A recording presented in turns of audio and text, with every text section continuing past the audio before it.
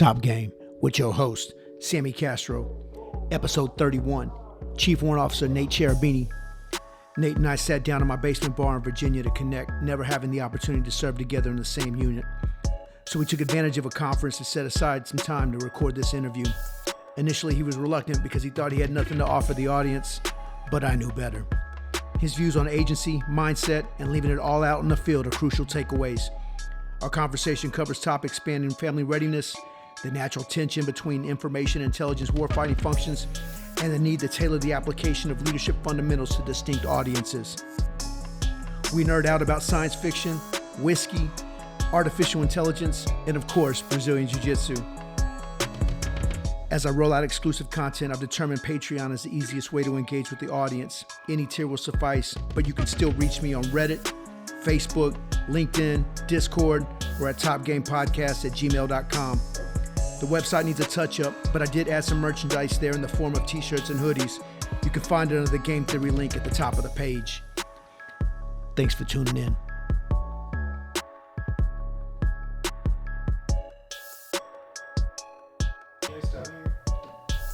Do bourbon on ice? The only bourbon I have, I don't think I have any bourbon. I just got all scotch. Yeah, I can do scotch. Just a little. I feel like I need to. Are you full of nervous? No, Loosen up a little bit. no, I'm not nervous. I feel like it's the thing to do. It is the thing to do when you're sitting at a bar. Yeah. I'll grant you that. I'll get some ice, Yeah. and I'll join you. Be right back. Yeah.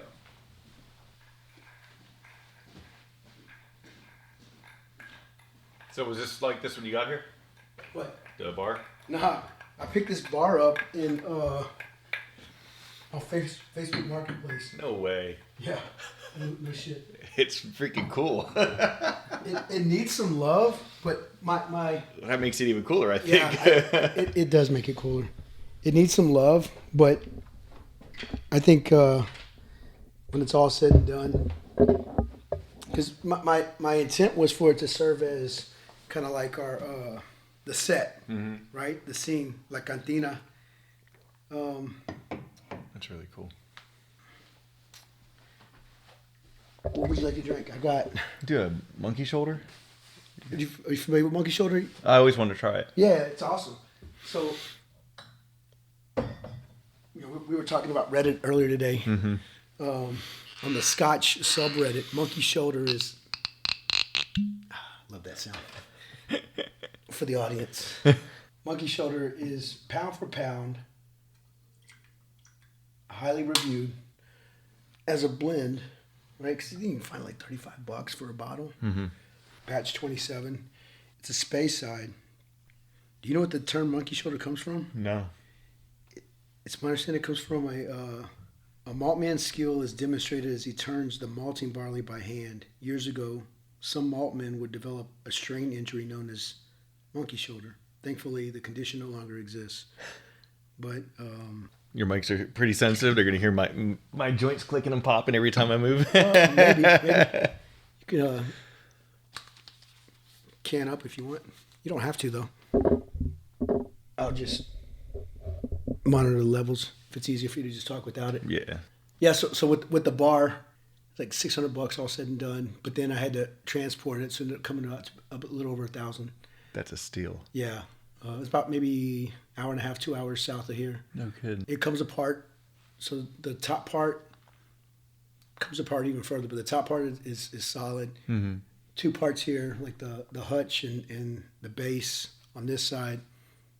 This piece is standalone, and then the pillars actually aren't bolted in. Mm-hmm. Yeah, I took pictures of it. It's Okay. pretty cool, yeah. Oh, you did? Yeah. I didn't think I saw you do that. Yeah. Who was it that was in here the other night getting all animated? It's probably Corey Sullivan, right? Started to knock off my wife's wine glasses. He's so animated. I love that guy. Yeah. I don't know if I could sit down with him for 3 hours straight Oh, man. and do a podcast. You would get a word in. Yeah, like stop, ceasefire, freeze, unload, show clear. Yeah. I like that he's passionate, though. So Yeah. I take that any day of the week. Yeah, and that's the part I think that this week highlighted more than anything else was like we care. Mm-hmm. We care. Yeah. I was telling Nate last night that there was more 2602s at one of these events than I had ever seen previously. In the past, you know, some of these events, it would be like Mush, Keeker, Molnar. And the Simmos. And a couple Simmos. Ace. Yeah. Claypool. But that was about it. But like, y'all were out. Yeah. Yeah, it's good. Yeah. Like I told you, I've been having some difficulty getting some of the Chief Warrant Officers to submit to an interview. And I get it, right? It's a lot to put yourself out there in terms of, you know, you don't necessarily know what's going to be on the script because there isn't one. Right. If they've listened to any of them in the past, they know that to varying degrees, I'll go deep, and some have demonstrated a significant amount of vulnerability in the process. And you know, but one of the things that I've been adamant about was do no harm, primarily because it could impact our livelihood. And then the other piece is ensuring that, you know, I retain that trust and confidence of the Marines to the left and right of me. And, you know, I've had some non-Marines as guests in the past, but for the most part, they've all been, by and large, from the 2600 community. I have some ideas of who I want from the commission side of the house. They've been reluctant up to now as well. Yeah, I guess my advantage is I haven't listened, unfortunately, and embarrassingly, I have not listened to these, even though a couple people have told me to check it out. And who told you to check it out? I think Nate Bailey. Someone else had sent me a message. I think it was actually Colonel Brian Russell. Okay. Yeah. And yeah, it's just, so no pressure because, you know, I didn't get to hear Sam Carter's elegant voice on a microphone. Oh man, there's no competing with people like that, so I don't have that in my head, so it's all good. For Sam, a little bit of background on that one. I was TAD from Oki, you know, and I had taken the straight shot from Tokyo to DC. It was still time traveling from the jet lag, but we linked up. He said, "Come on through. I got to take care of the kids, and once that's squared away, we'll have time to talk." So I just like, look, I'm going to go up to your man cave and I'll just, you know, get some shut-eye because I need it. And then that way I'll be refreshed so that I'm not like falling asleep in the middle of our conversation. Yeah.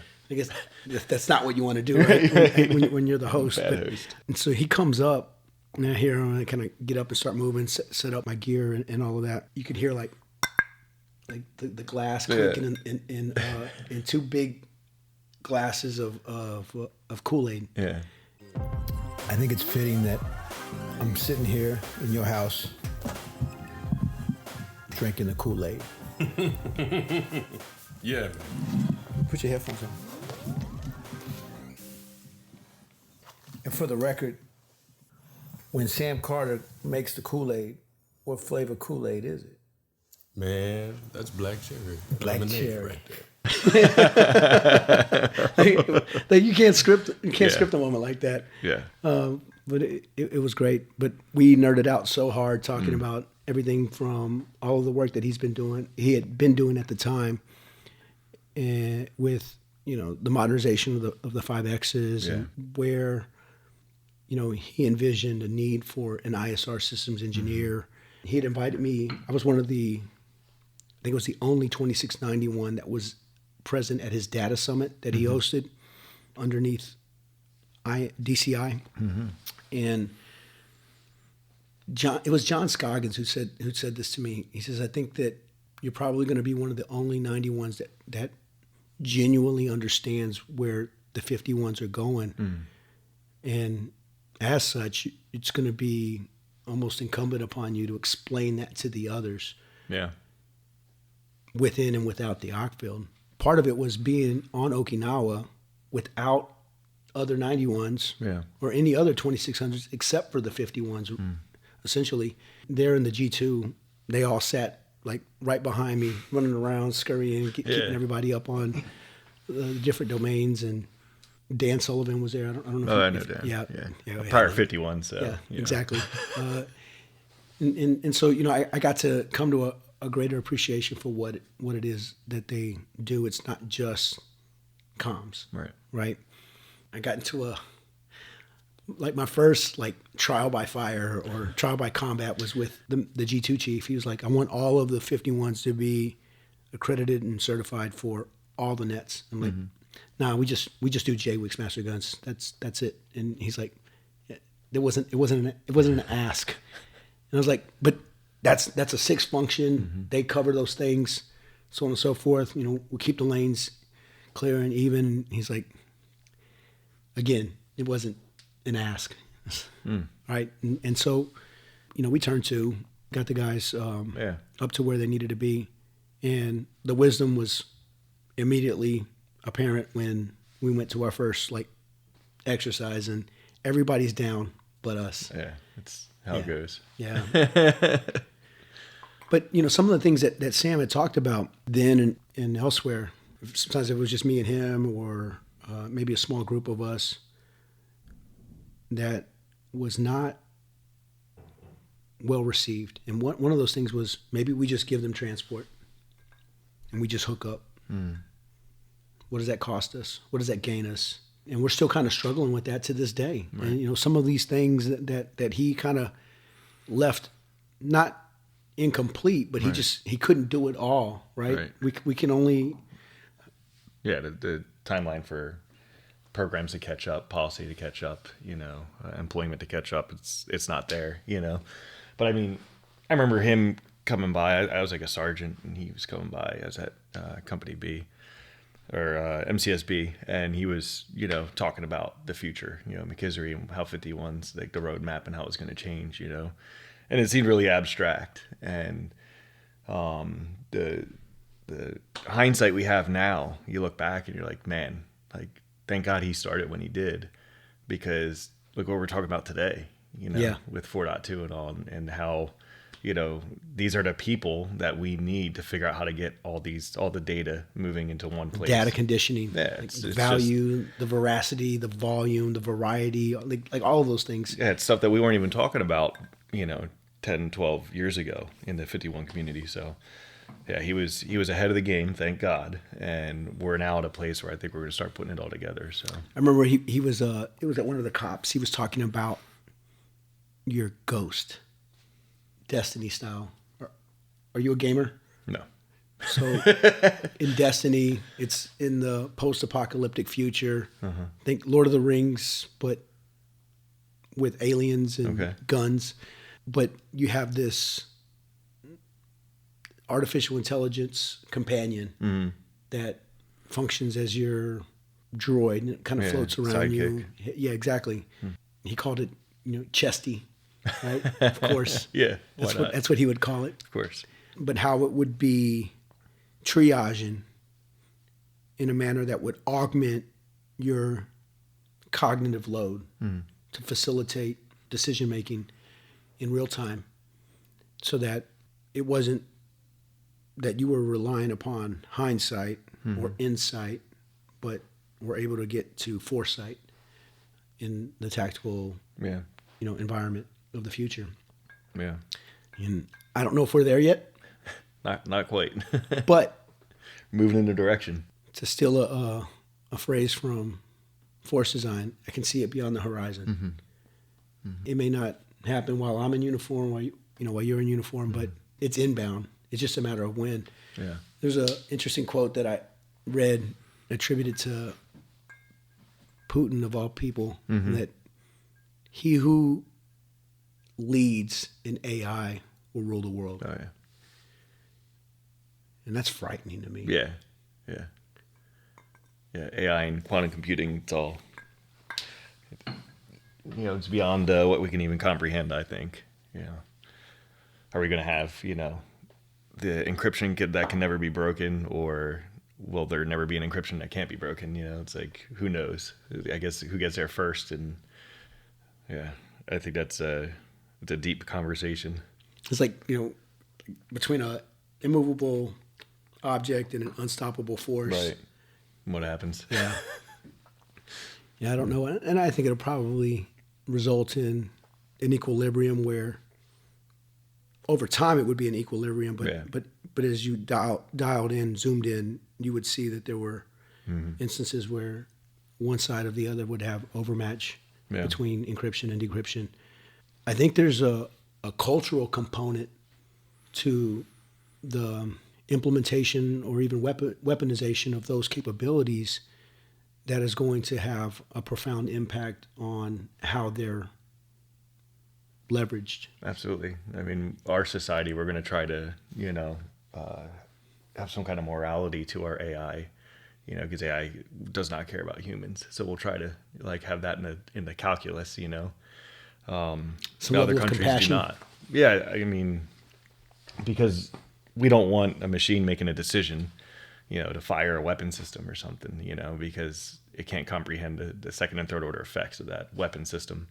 It's just calculating, is it going to hit the target and is it a valid target or whatever the criteria is. But, we can know, well, this is a mosque or a church, and there's going to be, some negative side effects to that this thing isn't necessarily going to compute. So, And we can see some initial, let's say, indications and warnings of those ethical and moral dilemmas to this day with Tesla, and some of these other autonomous capabilities where the algorithm has to make a determination: do I protect the life of the passenger or the life of the pedestrian? Right. And can we assign a value to a life that makes one more valuable than another?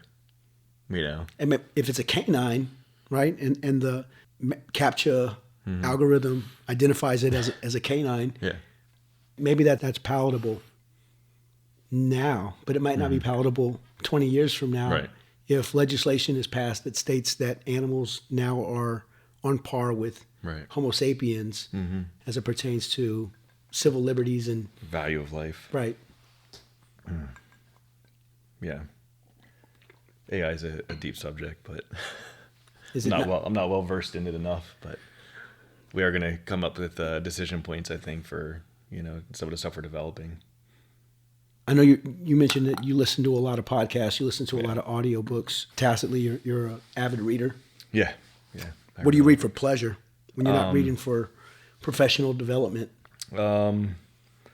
So it's funny because when I think of leadership books, I don't think of the Commandant's reading list, I think more of how humans work, human behavior, behavioral economics, stuff like that. And I geek out on that. I hated sci-fi my whole life, but I tend to like reading some sci-fi things, I guess. I start off with Ghost Fleet and 2034 and some other things that are kind of futuristic but kind of plausible. But I find I get the most value both in business and at work with Marines and projects by reading about mindset, the Jocko and the Goggins of the world. And, the more I listen to that, the more I realize that I am a weak human and I just need to, keep pushing, get uncomfortable. And I feel like the more you read about how people work, what makes us, motivates us, the better you can reach junior Marines, get them to do things not because you want them to, but because they want to, So How to Win Friends and Influence People. It's an old book, but it's phenomenal, and how it breaks down the negotiation of every interaction, and it's not a plus or minus. It's not you trying to manipulate people. It's just, how do I genuinely help you, and how can I get you to genuinely help me or help the mission? And I feel like that's had the biggest impact, both in on the outside with investing and stuff and real estate and dealing with people, but especially in the Marine Corps. I feel like when we talk about leadership, we leave out a lot of the human factors. It's how do I conduct myself? And that's what a leader is. And it's how do you impact those around you? It's not really how do I carry myself, me going out and running and getting uncomfortable and all this stuff. That makes me better, but what is going to influence the Marines to want to be better, And sometimes it is getting out there and getting uncomfortable so you see it. Oh, that old dude's out PTing, that's cool, we'll go get it too. But I'm fascinated with aging and getting better now that I'm 41. It's at 38, I decided I was gonna like turn 40 on my terms and be healthier, because I think I started to feel like everything was falling apart with sore knees and back and all, and I was like, I'm being weak. Like, I gotta like change this, because you go online, and I don't like social media at all, but you see the people that are 50 with silver hair and they're in great shape and stuff, and I'm like, man, like I need to get on that program, So I'm only 38 at the time. Like I can get on that program now. You don't think you're in great shape? I look like I'm in better shape than I am. Okay. I know that, I run a lot. I work out a lot. I PT most days twice a day. I eat clean 90% of the time, not counting TAD. Right. And I don't know. You know your own bullshit. I could bullshit myself and say I'm in great shape, but I know deep down that I could be way better, way more disciplined. So before we started recording, you mentioned about wanting to start training jiu-jitsu, and that's one of the reasons that I love it so much, is because the mats don't lie. That's right. They don't lie. Instant feedback. Yeah. Instant, immediate, irrevocable feedback. You put your hand there, you fucked up. Yeah, don't fucked up. And now he's got a Kimura trap, and he's not going to let it go. Yeah. Right. And then so you're constantly scrambling to try to improve your position, because you gave up that aspect of your structure, your frame, your whatever, and along with, you're not the one setting the pace when you're out running or on a treadmill or on a bike or rowing or whatever. There's a living, breathing, active competitor partner, sparring partner that is trying to not only outthink but also outwork you. And then there's the other aspect of it being the social component. And I mentioned this to General Glavy during our interview. Some of the guys, intelligence officers, Marine officers, my son went up to the Naval Academy for a seminar and a belt promotion ceremony for some of the Jiu-Jitsu club there at the Naval Academy. Yeah. And instructional, did a little Q&A session with some of them, and then did some sparring, and just had an overall good time. And General Levy was like, that's awesome. I didn't know this at the time, but he's the oldest active duty Marine officer, Naval Academy graduate, most senior. Yeah. I don't know if he's necessarily oldest, but was I'll commissioned. tell him you called him old, but yeah. Oldest. Yeah.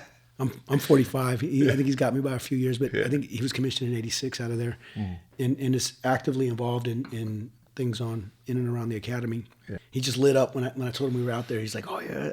He's like, "Are you like a belt?" I say, "Yeah, I'm a blue belt." It doesn't mean much. It just means that I'm comfortable getting my ass kicked.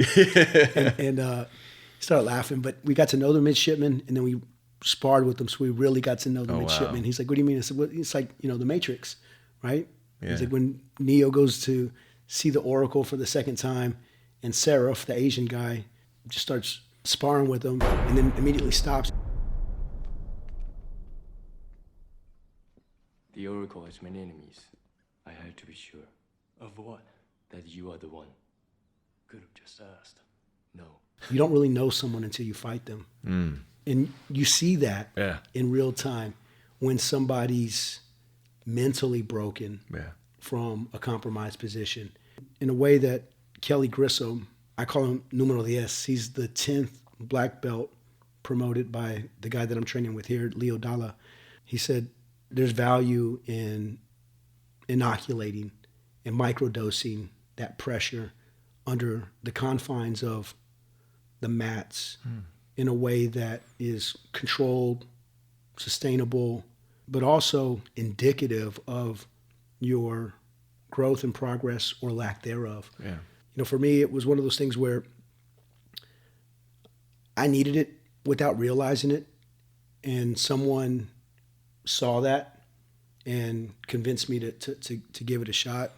I had taken some jiu-jitsu classes previously, but just it kind of fell by the wayside with work and op tempo and all of that. But getting back in it with the boys in a manner that allowed for me to, like you said with the Marines, model the behavior as opposed to being the dad on the sideline of the gridiron or the baseball diamond. I get that. And even something as simple as getting on the mats with them and training with them. I can see when the boys get completely overwhelmed. You know, let off a little bit, not all the way, but a little bit. And I may have told this story before previously, but since you haven't listened to any of the episodes, I don't hold it against you, but I don't mind repeating this story. But we were training on, and you spent some time on Okinawa, on Camp Hansen, where they have that huge mat room at the House of Pain. Yeah. We would go there and train with the Marines and our professor on Oki, Flavio da Silva. And Enrique caught me in an arm bar that was legit. And then he celebrated in the moment. It was like, hey, you're not supposed to do that. He's like, yeah, I'm taking it. Yeah. It's like, you're supposed to do your best, have fun, be respectful. That's not being respectful. Yeah. And he was like, he was just so excited. And then, you know, Moreno, I don't know if you know Sergeant Moreno, 2600, black belt, staff sergeant now. He's like, now do it again. It ain't happening again. It'll be a while before he gets me in an arm bar again. And he hasn't caught me in an arm bar since. Yeah. It's funny because I've always hated running, and so I was like, I'm gonna run an ultra. I don't know what got into me. I ran a marathon last year, and I always said I'd never run a marathon, you know. And so I've been training for it, and like as I'm running and like getting into some dark shit hurting, and like nothing's telling me I gotta keep running, so I'm gonna keep running kind of stuff. I just kind of started thinking that jiu-jitsu was that next step, because I've always hated ground fighting. I've always hated being choked, and McMap, I was never interested, you know. Stand-up sparring was okay. I don't like McMap either. Yeah, yeah. But I love jiu-jitsu. Yeah, and I've had, you know, I've had buddies that they were like phenomenal in jiu-jitsu and dedicated and all, and they hated McMap, you know. But regardless, like I associate it, anything being on the ground rolling around is like something that is not my strength. Yeah. You know, I'm not very aggressive. I don't like hurting people, you know, and people find it hard to believe. I'm 6'2", 200 pounds. People are like, oh, you're an alpha male. And I'm like, nah, I'm kind of passive. Like I don't like hurting people, and I like making people smile. I'm kind of chill, but yeah, I feel like this is another barrier, like running. I just got to like open that up. And that's one of the things that I like about it in comparison to some of the other martial arts that are available. You know, you can kickboxing, boxing, you name it. The lack of striking, although takedowns are brutal, and I avoid them at most opportunities, particularly when it's not controlled with the upper belt in a safe environment. It's a soft art, and I've seen guys in their 70s and 80s continue to get on the mats and do their thing. Mm-hmm. But I will say that if you're not deliberate in your practice and mindful of who you're sparring with, it can grind you down if you're not careful. Yeah. I pulled back on the gas a little bit, making sure that I do have the longevity and the mobility. And outside of the jiu-jitsu, there's the kettlebells, there's the yoga, and continue to do the body weight exercises as well. But the community, the camaraderie, the challenge, the compression, right? And then as well as the complexity. Right. And the problem solving. Yeah, it's a thinking man's game, because I've seen really small, scrappy guys just tie people my size up. So the last visiting black belt we had here at Dojo Castro was John Shin, the former Radbin Opso out in Hawaii. He came through. He's in school right now. I came up and hung out, spent the night. And cool. Me, him, and Vicente went round robin. It was fun. It was a good time. But John's one of those guys, he's like maybe 150 pounds. Yeah. He's submitted me just by sitting on me. I was just so completely like bewildered and confused. Yeah. Like, I don't even know what to do. I'm done. Like, what? Like, did I hurt you? Like, no, I'm just so frustrated right now. Yeah. I need a break. I'm gonna go suck my thumb in the corner. Did that in front of both of my boys. I'm never recovering. Right? Hey, just funny, but we're human. Yeah, but that's good. Every year, I know you're a Jocko podcast subscriber. Mm-hmm. There's the Origin main camp in August. Yeah. I just made my reservation this morning. No kidding. There's a couple of other guys that I know that are going to be there. Wow. If you're interested in joining us, there's guys who have shown up without a gi, without a belt, without having rolled at all, doing it for the first time there at the camp. So Wow. I've got a cabin set aside for me and some of the guys that are returnees. If you care to join us, Okay. Wow. it's about $1,500 for a little over a week Wow. in Mount Vernon, Maine. So It's in Maine. yeah, it's in Maine. Oh, wow. So you're in the mountains in a In forest. August, so it's not in too bad. August. 'Cause I don't do cold. Yeah, it's not cold. It's cool. Yeah. But it's not cold. Yeah. In the mountain, in a forest, in a valley, lakeside. Wow. It's beautiful. Yeah. It sounds heaven. amazing. Yeah. It sounds amazing. And I just came to find out the one of the colonels that works with us at DCI, he's actually from that area. His father and brother have property, both former Marines, 5 minutes from that camp. Wow. I He's can't like- believe you met one of the 7 people from Maine. That's Yeah. crazy. Yeah, that happened to also be Marines. Yeah. Assigned to the Pentagon. But it was yeah, it was a great time. I went in 2017 and no, it was 19 and 21. Really? Yeah. 20 was canceled Yeah. because of the Rona, but Yeah. great time. And I usually take a book that I hadn't, completed, not an audio book, but an actual physical book. Right. Right. And the last one I read was, it seems like it's always a Cormac McCarthy book, was No Country for Old Men, Okay. which I think is applicable to the theme Yeah, of yeah. what we were just discussing. Yeah. You mentioned science fiction outside of 2034 and Starship Troopers. I imagine you've read that one too. No. No? Yeah. It's because it's on the reading list. Ender's Game. Did you ever read that one? No. It was also on the Commandant's reading list at some point in time. But you said Ghost Fleet. Yeah. So it's kind of sci-fi. Yeah. Maybe not really. But have you read Dune? No. So I saw the awful movie, I think. which awful movie? The newer one. You thought that was awful? I think so, yeah. So I have no movie memory. I watch movies. Like, I was surprised by The Sixth Sense, like, the first 4 or 5 times. I'm dead. Like, No movie memory. yeah. You're like- people like- ask me if I saw a movie, and I look at my wife. You're the Ted Lasso And of- she's of- like, yeah, you saw it. And I'm like, did you like it? And I look at my wife. She's like, yeah, you thought it was all right. And yeah. It's funny. So I'm not big into movies, but I do like reading hard copy books and listening to audiobooks and all. So I would argue that Dune is probably one of the seminal science fiction Okay. novels, and arguably one of the first to elevate science fiction to I'll the have to read it because to it's a newer genre for me. to the level of literature. Yeah. Yeah. The movie was not made for moviegoers. Right. The movie was made for the book lovers. Gotcha. The guys that read all of the sequels and all of the prequels and everything That in makes between. sense. Yeah. I love the book.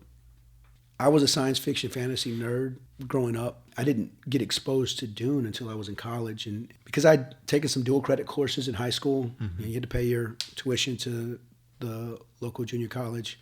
Ended up getting 12 hours of credit for some English classes. When I got to St. Mary's, I took an upper division course, science fiction, fantasy, and literature. It's like, oh, this is right up my alley. Oh, wow. The majority of the books, I would say about maybe 40% of the books I'd already read. Okay. So it was a lighter load for me than it would have been otherwise. Yeah. It'd be heavy for me. But Dune was one of the ones that I had not read before. And I mentioned it to one of my fraternity brothers who was a bigger nerd, science fiction, fantasy nerd than I was. And he's like, you've never read Dune? I was like, no. He's like, how do you even Kwisatz Haderach? And I was like, what? He's like, yeah, like Muad'Dib, shortening of the way. I'm like, I don't know what you're talking about. And then he started to describe, he's like, if you've seen the movie, it's shit. Yeah. Don't. But that was the older, like, 80s movie with Sting, and they had, like, these voice weapons, like, chaw. And that was how they killed people with sonic weapons or something along the lines. Yeah. When I found out that they were making this version of Dune, I was so ecstatic. And I started to see, like, the news and updates regarding the casting. And Right. it's like, okay, all right. But there were so many, like, Easter eggs nested in there along the way. And the fact that they didn't try to cover the entirety of the first book in just one movie, some of their treatments of the way in which they incorporated flashbacks that weren't necessarily in the book into the movie to illustrate and highlight how Paul's prescience works and impacts him, and some of the psychological implications of having too much information. And I'm sitting there watching it with my boys, and I said something that I said to Master Guns Anderson at the end of the Provident Forge War game regarding the soldier's load and the mobility of a nation in comparison to the Marines' cognitive load and the velocity of his or her decision making. My oldest son, who was at the house visiting from college, he's like, "Say it again." I repeated it and we discussed it. You can get to a point where you have so much information that it causes an analytical paralysis. And Big time. can be overwhelming to the point that it's a detriment. And how do we shape and scope that? And as a former 51, and knowing where Sam was trying to take us and trying to augment our decision-making process with some of these, I would argue, burgeoning or I guess nascent capabilities, how do you envision our ability to mitigate some of those concerns, if at all? Yeah, I mean, how do you mitigate those problems? I mean, I guess it's because not... it goes back to something that you mentioned that you almost fixate on is mindset. It's not expecting the perfect answer, the perfect plan. I think that that the college mindset is like, do your research and come up with like a complete like piece of work describing what you're studying, and then that person becomes an intelligence officer and they want all the information before giving recommendations to the commander or analysis, assessments. And I think we've seen some of the better work done under the heat of pressure of time. Like, we don't have the time to sit here and dwell on this. Like, here's the information we're looking at, and we assess this is a situation, And then I think it's better to get in reps and sets of operating on to 70% solution than trying to get to 100%, and dwelling on it and freezing. Right. Because, you end up going down all these rabbit holes if this, then that, and then you don't want to make a decision. I think that's toxic, Do you think there's room there for us to cultivate that intuitive process as opposed to that? It's reps and sets of going through like everything from the ethical discussions, leader-led discussions and going through rep sets of planning and then executing, at every level, like not just for real life, but in practice and in the field and stuff like that. I think that you just have to go through reps and sets of taking information and making a decision and then taking it apart later, hot washing. Yeah. Watching the tape. Yeah. There's a guy I trained with in Maine. His name is Sean Lawrence. He noticed that I was sparring hard. He's like, "You don't have to do that. You're an old guy, Sam. Like, you can go move by move. I do this, and then you do that. Slow motion the roll a couple of times, and then go through that same logical evolution in a manner that is a little bit more kinetic in a crawl, walk, run fashion." And I enjoyed the way that he tied that together for me that I wouldn't have thought to do for myself, primarily because just the blue belt does what he's told, right? And that part is interesting to see. As you chunk patterns over time, you don't have to think about it any longer. I worry sometimes about the burden that our team leaders are going to have thrust upon them as they, leave the detachment or leave the battalion to form a detachment and attach to the supported unit, or however we decide to manage or manipulate that. And I do mean manipulate, Kyle. is that they've got to understand what they do as well as anybody around them, to the point that they have to be able to convey that understanding. And they might be a corporal or a junior sergeant. Not that that's insurmountable, but it's not easy. No, there's a lot of pressure. So when you're around the Marines, how are you grooming them? Yeah. Got to build resiliency and confidence, you know. And I believe that, I don't know if you ever read About Face. Yeah. I mean, that was like a masterpiece of conveying the problems that are not unique to our generation, you know. And there is a universality to it, isn't there it? is, yeah. I mean, training the Marines, you know, how do you get them proficient? It is the number one like challenge that we have as leaders, is making them capable, competent warfighters, you know. And we've seen it, you know, at the end of other wars, where it's like you have your battlefield experienced NCOs, and they're training the next crop, you know. And I remember training Marines, you know, at 3rd Radbin when I was a sergeant, and telling everybody, oh, you're going to go to combat, you know. It was just the day and age.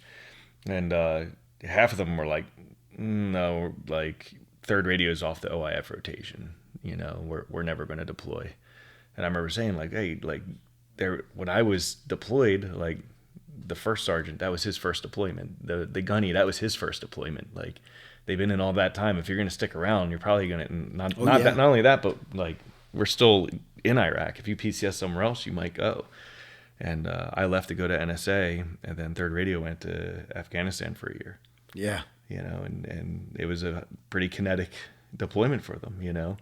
And I remember thinking, like, yeah, I'm glad that we had the emphasis, and they took the training seriously, because there was that what if.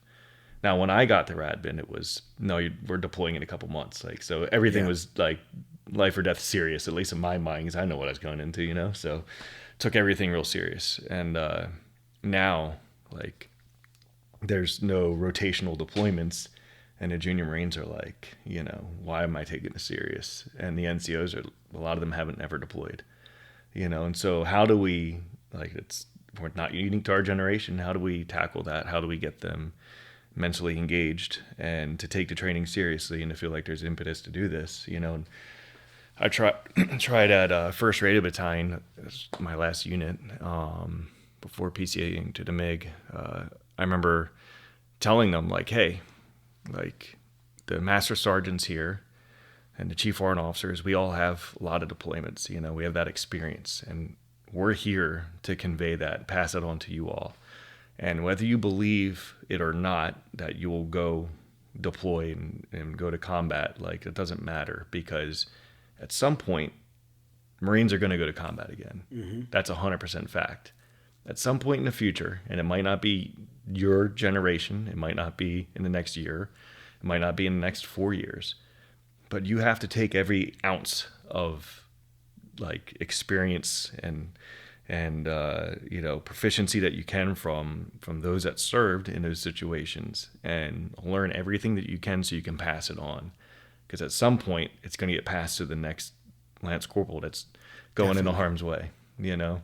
So that was the best way I could try to convey to kids that don't believe they're going to go to war, you know, because they don't believe that anything's going to happen. Russia's not going to invade anybody, and China's not going to invade anybody. But, oh, by the way, Russia just invaded Ukraine, so that's a thing. But, you know, they don't believe it's going to happen on their watch, and if it does, they don't believe they're going to get the call, and that's fair.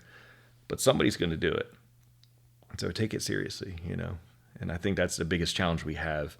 And it all starts at the master sergeant level, I think, as the ops chiefs, to set the environment, and the chief warrant officers, to set the environment at the battalion of taking training seriously and building that mastery, that MOS mastery, that, like, the second nerds, like, we're proud to be good at our job, you know, like, we took that way more seriously than the other stuff. You know, I remember having holes in my camis, and my green camis were like sun bleached, and I had shitty haircut, you know, back when I still had hair. And, you know, I was just proud that I was a good, you know, 51. I was a good SST team leader when I got to do that. And I took that seriously and not the other stuff until I grew up a bit. Yeah, one of the things that I think made me reflect in terms of like how I approach training, you know, fellow Marines, was that I never wanted to have it hanging over my head that I could have pushed them harder. Yeah. But not to the point of breaking them or you know, being unsafe or unsound, but that I didn't pass along what they needed to be successful on the objective. Absolutely. I was pulled out of the rotations as a sergeant and fapped out to SOTG in Stone Bay. Must have been about 05, 06 time frame. And I was out there for 2 years before it was 05. And then I was there for 2 years as an instructor evaluator. At the time, I was the only SST team leader. Most of the guys that were out there were usually the radio reconnaissance guys with their silky black panties. And hair gel. Beautiful hair like Marty. Yep. I put a special emphasis on those SSTs because of their kind of catch-all like role within the MU and not being tied to a special purpose or a special type of insert or a platform in regards to the PIG, LAV, and really wanted them to see that, because there was a perception that the SSTs were an afterthought or where you put the dregs, the guys inferior SIGINTers. Yeah, they couldn't cut it in the Muse platoon, or they washed out of the RIP or NDOC. Or to be fair, when I did finally try out for radio reconnaissance, I failed in the pool, which I think is ironic for someone of Mexican descent to say that. Yeah, I remember thinking, oh, RP, that sounds cool, you know. We had Master Gunny Gomez hanging around at 3rd. But we didn't have a program. We turned it over and sent all of our broken gear to 1st radio time when they stood up in California. Yeah. And I remember all the RP guys, like, they just went on the MEU. And we gave over our Westpac MEUs, you know, and we just stuck with the 31st MEU, the 7th best MEU in the Marine Corps, you know. And I was like, man, those guys just float around, and meanwhile the SSTs are going in and out of Iraq and actually like doing their job, you know. And but it was advertised that like, oh, you want cream of the crop SIGINTers, you can go to RP, get an RT, you know, to attach. And I remember thinking, man, like some are really great, phenomenal dudes, you know, they really know their craft, you know, and they know green side, and others are good at the green side and don't know anything about SIGINT, you know. But with the SSTs, like they were all just doing their job day in and day out, do workups and deployment, come back and training. And so I remember, you know, to me, it was like insulting to think like the RTs were any good, because I was convinced that the SSTs were, you know, all proven. We had some phenomenal team leaders that were on their way out. They were coming short on time. And one of them was Ted motherfucking Hulskamp. This dude was legit. I'm hard-pressed to remember where he was from exactly, but it was someplace like Kentucky or Alabama or something like that. And because I checked into the battalion as a sergeant out of DLI. Yeah, one of those. We had some of those. Yeah, clearance hold. Yeah, we had Corling show up as sergeants. Yeah, and so forth, and youthful transgressions with a firearm. I'll just leave it at that. He, you know, sat me down because I told him, I said, look, man, I'm just getting here, talking to the ops chief at the time. Like, I knew I needed to get in front of a team in order to catch up. Because some of my peers had been on multiple deployments at that point in time. And the fastest way to do that was with an SST. I checked in at Alpha Company. The company ops chief remembered me from DLI. He's like, Castro, that dude's solid. How's your Spanish? I'm like, I'm 333. He's like, you want to go to Bolivia? I'm like, fuck yeah. and so I did that, which wasn't a SIGINT deployment. It was more, I was a comms NCO for a Riverine training team. Okay. But then when I came back, I had to get my SIGINT game. You know, I learned how a team operated in that environment with some senior staff and CEOs, and you know, we did some, you know, counter narcotic stuff, and it was legit. It was a great first initial experience where I didn't have to deal with the complexities and intricacies of SIGINT, EW, and those things, and then get back to the battalion. And, you know, we're doing, you know, battalion effects and company training exercises and so forth. And I sit down with Ted motherfucking Huelskamp and I ask him, I was like, you know, what do you have that can help me accelerate my understanding of what it is that I need to be doing? Yeah. Because my interaction with the grunts that were with me on the Riverine training team, I got a better understanding of our role in support of maneuver. Yeah. Because some of them had some really solid experiences with their counterparts. Some of them not so much. Right. The Force Recon team leader that we had, the staff sergeant, he was like, "Nah, you guys are legit. This is what you need to be able to do. Competent at this and that. You know, you need a flight crew checklist." And I was like, "Okay, but like, we're not in the flight crew, like." Right. But he's like, "Nah, fucking knucklehead. Like, it's just a checklist. Yeah. It's like a plastic binder, but you can book. fill it with, you know, bits of wisdom and knowledge." Yeah. And so I was like, okay. And he showed me his Force Recon version of it, right? Yeah. That he kept in his, you know, cargo pocket at all times. And, you know, little things I picked up from him about, you know, kill sheets and EDLs and so forth, because that's universal, right? Yeah. And so the idea of an SOP needing to be a living, breathing document, that's not Right. 2600 specific. Right. And so, you know, picking up some of those, you know, waypoints, get back to Radband and talk to Huelskamp, and he's like, "Yeah, man, this is what I have in mind."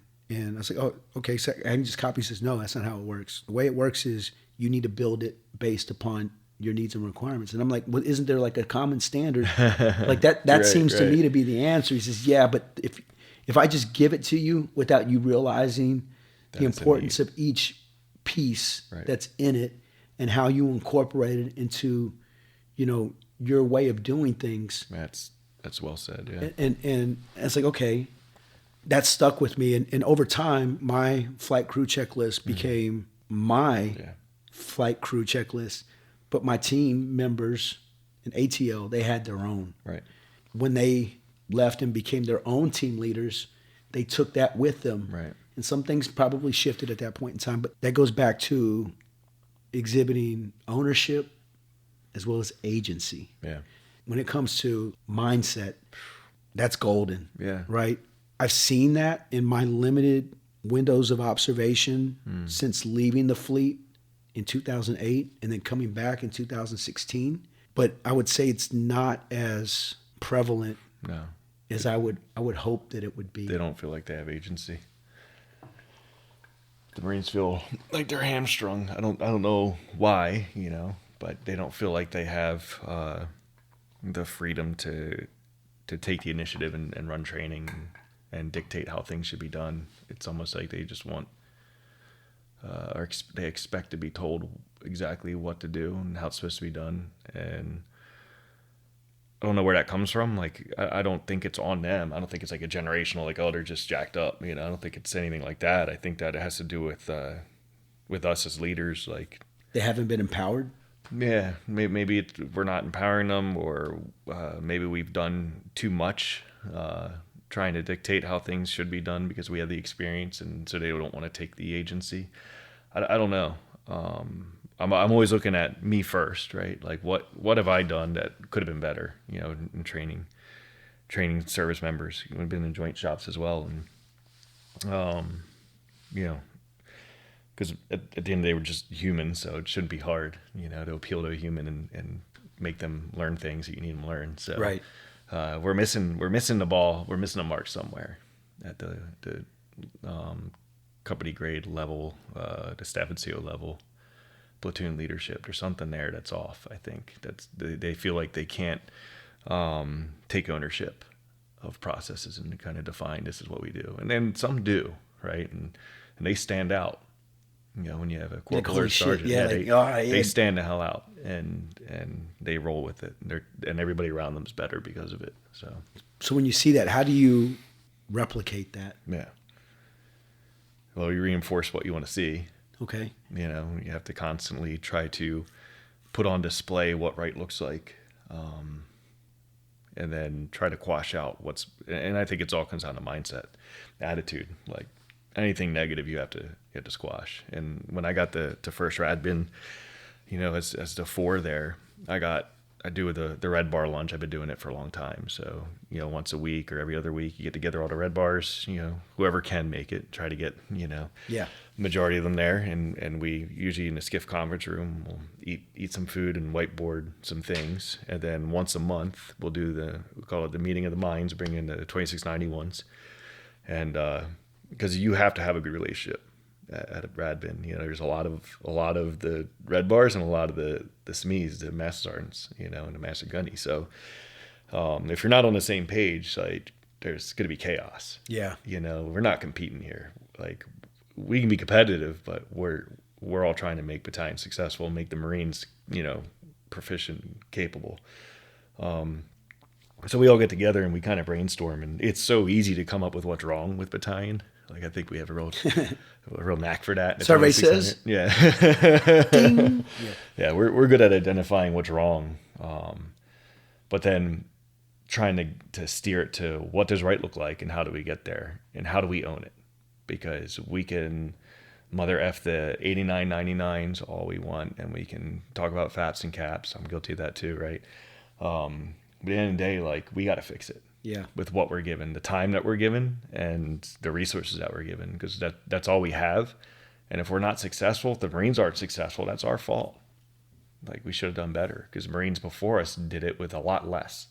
Yeah, that's true. A lot less everything, and the biggest thing, a lot less access to knowledge. We have podcasts and Google. Like we can do anything. You know, I couldn't YouTube how to make a Yagi antenna. Like if you're in this OC field and you haven't like Googled and YouTubed some things with our craft, like you're doing it wrong. Because I had to go to, you know, Sergeant Benred and be like, hey, how do I make this, you know, dipole? You know, I had to go figure out how to make collection antennas. And just had to find people that looked like they knew what they're talking about, which usually meant they were physically fit, you know, and had a low reg. And I was like, I will listen to this man, you know. I'll do anything he asks. But Even now that. they don't need any of that. They can just, you know, they can become really capable with the knowledge at hand. And same thing goes with leadership. Like I had to, like, okay, which gunny is not really hungover today? Oh, that gunny is like in good shape, and I'll listen to that. And they're not dumb. Like they understand how to do our job. Like I will follow that person. Right.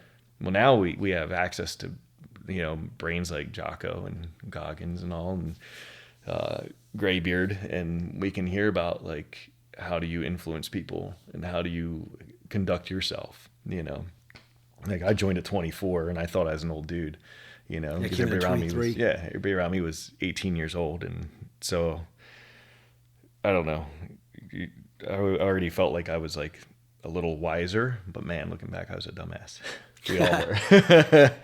I still feel like that, you know, but yeah, there's no excuse now. If we're not training, if we're not getting things accomplished, and we're not progressing the OC field or the battalion that we're at, then that's on us. We can't blame on anything else. What's one instance when you think about it now, you just want to scream out, like vocalize out loud, what the fuck was I thinking? Oh man. Let's see. I mean, so I guess there's nothing that jumps out like, man, that was a really dumb thing. Other than just drinking too much when I was a junior Marine, but that was an iterative thing.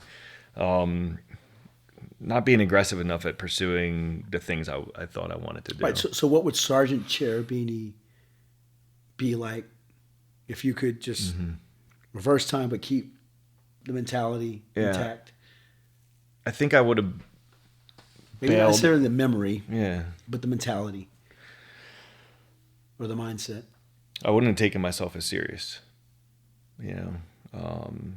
like now I realize that, like when you ask me to sit down and talk with you, I'm like, oh, what do I know? Nobody's going to listen to me run my suck, like self-deprecation goes a long way, taking the ego out of things. I guess that I took myself a little too seriously and was afraid of what kind of feedback I would get if I listened, and so maybe that held me back from some things, I wish I would have been a little bolder with decisions, to follow certain things, do certain things. Dare greatly. Yeah. Like Teddy Roosevelt said, have you systematically approached your manner of incorporating strong mentors into your personal and professional life? I don't know if it's systematic. I think, or is it just kind of like it wasn't happenstance. I really, thought about, this is the kind of person I want to associate with. How do they conduct themselves? And then you just grovel at their knees and hope that they take you under the wing, or no. I think so. Again, I'm not super competitive, so I never felt like I wanted to challenge people or anything like that. I think that I kind of just came in as a low threat, hey, I'm around and I'll make fun of some shit and we'll laugh, and then people hang out more. I didn't like making fun of people or taking them down, and so I guess I was always a safe person to hang out with because I wasn't gonna make you feel dumb. Right. So I just ended up hanging out with people, and we would just develop a relationship and mentor each other. So who are some of the Marines that had the biggest impact on your perspective and how you've approached your time in uniform? So it started off with James Watkins. He was a 51. Well, really started with Staff Sergeant Air, Michael Air. So he was a wild man, 2651, who was just crazy.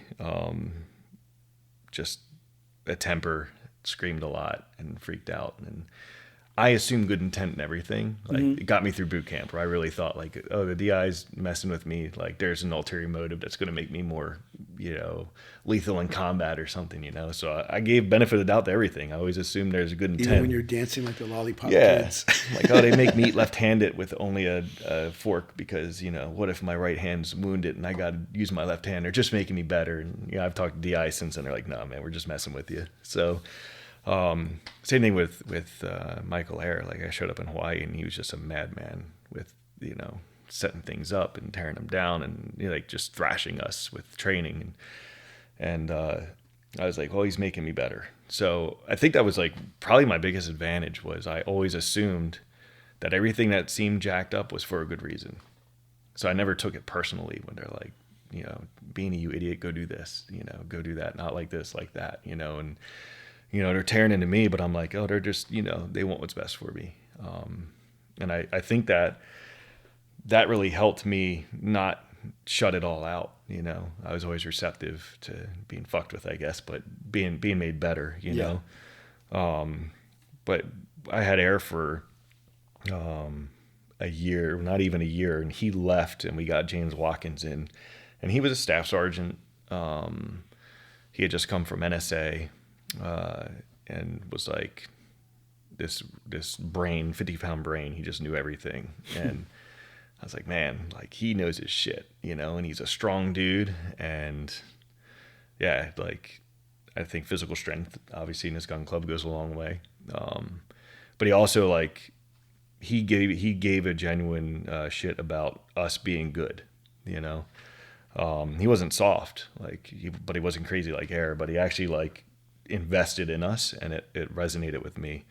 And he, I guess, conveyed this to the S6 chief, and by the time I got done with my second deployment, they were constantly trying to get me to re-enlist and tell me that as an NCO, as a sergeant and all, I'd have more ability to shape things and change things I didn't like and all.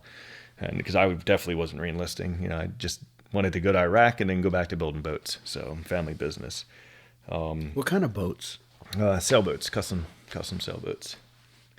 We picked up sailing in the Dominican Republic. Oh, that's awesome. We had another Marine family, former Marine who worked for the State Department, was like their version of a 51, controlled the networks and so forth. And he had 2 adopted children that were about the same age as my eldest son. And they would invite us out to the sailing club there in Santo Domingo. And, we'd go out, and it was just a laser. Yeah. Are you They're hard to sail. Yeah. The smaller the boat, the harder it is to control. Yes. But I didn't realize, I'd never sailed. I grew up on an island, never sailed. Right? My dad had maybe like a 14-foot John boat. Yeah. Outboard motor. We'd go out, catch some speckled trout, some flounder, red snapper, you name it, right? But sailing was the purview, as I understood it, right, in my limited experience and observation, of the affluent. Yeah. And it wasn't something that we did as a family. And so, the opportunity to take the boys out in another country, in the Caribbean, for them to experience that was phenomenal. Yeah. And, you start to learn how to and once you get over the fear of capsizing, Right. Yeah. it's like, oh, okay, so that's all you do. Yeah. Like, You just pop it back over. yeah. It was like, okay, all right, we're good. We're good. But when that family rotated out, they tried to sell the sailboat. No one wanted to buy it. So at their family dinner, the kids, and the daughter's name was Maya. I remember her vividly. She's like, let's give it to the Castro family. He's like, okay, let's do that. And so, That's cool. He called me. He's like, hey, Sam, can you come by? I wanted to talk to you about something. I was like, yeah, sure. And he's like, and we had dinner last night, and Maya made the suggestion of just, gifting the sailboat to you guys. Oh, wow. And he kind of walked me through the mechanics of what it would take to get membership and all of that for embassy personnel. And so the boys and I learned how to sail in the DR.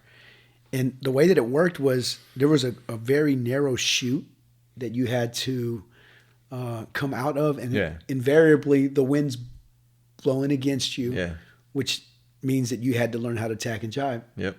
When we first started, we would go back and forth, back and forth, back and forth, Not like making 6 headway. times, and then sometimes you just get blown right back, and it was so frustrating. And then, but when it was all said and done, between me and my eldest, we had the skill to weight ratio that we needed. The 2 of us, I could push off. Enrique would do all the driving, and I'm just laying, ducking underneath the boom, and we would get out and just tack once, like butter. Tear, It took a deliberate effort, to pursue incremental improvement in order to attain that, to the point that Enrique would sometimes get frustrated with me. He's like, Dad, just get off, let me go, and he worked that thing like a skateboard. Was phenomenal at it. For me, as a father, wanting to provide more for my boys than I had the opportunity to explore and enjoy and have access to, it just made my heart swell. Oh yeah. And the assignment with DIA and the DAO and all of that was great, but the key takeaway were those experiences that you can't put a price tag on, Right. Because you're not there on vacation for a finite period of time. You're there. You're there, living it. And as a family, and I attribute this almost completely exclusively to Liz. We put down roots wherever we go. Yeah. That's Okinawa or the DR or J. Actionville, North J. Carolina. Vegas. Yeah. Or, Monterey, California. Right. Or in D.C. Liz got asked to be part of the advisory board for United Through Reading. Huh. Have you heard of that? It's a veteran support organization. Oh, wow. Historically, they'll set up a camera with the RP, give you a children's book, you read it, they record it, and then send the video off to your family, along with the book, and the kids can read with their parent while they're deployed. So whenever that was available at either the USO or on ship, I took advantage of it, and the boys would. Oh, that's cool. Use it all the time. Yeah. Well, now there's an app for that, right? Of course. But the program is Still very active, but Liz was brought on, with her background in education to facilitate and assist with that. Well, just recently, they asked us to participate in the production of a podcast series about Really? that. No way. Yeah, and so Liz did the interview. One of the things that, as a family, that has always been constant was our love for reading and things that we've read together. And what they asked me to do was to read my favorite book. Yeah. And so I used to love like, to read I got the voice. this. Yeah, I got this. Yeah. I got the voices down pat. You have asked the right person. Right. So I chose Where the Wild Things Are by Max Sindak. Okay. The night Max wore his wolf suit and made mischief of one kind and another. Have you? Mm-mm. Yeah. You got to read this book. How old is your youngest? 10. Yeah. Yeah. Your 10-year-old will still love this. Yeah. But they even went so far as to make a movie about this book. Really? James Gandolfini plays one of the key characters. But yeah, I'm doing the voices, all of that, and it was just recently released. But it was just one of those things that That's cool. It was a cool project. Yeah. Those things about putting down roots no matter where you go has been important, because we don't have our extended families and that sense of permanence. Right. That Liz and I enjoyed growing up. Right. And the boys didn't ask for this life in service. It's hard. So what have you and your wife done to create some sense of stability despite the turmoil and the chaos of PCSs and transitions from one geographic location to the next? Yeah. Yeah, that's a good question. 'Cause you got 4. Yeah, I got 4. I have a 25-year-old stepdaughter that I got her when she was 7. And me and the wife, we knew each other for 20 days in Quarry Station.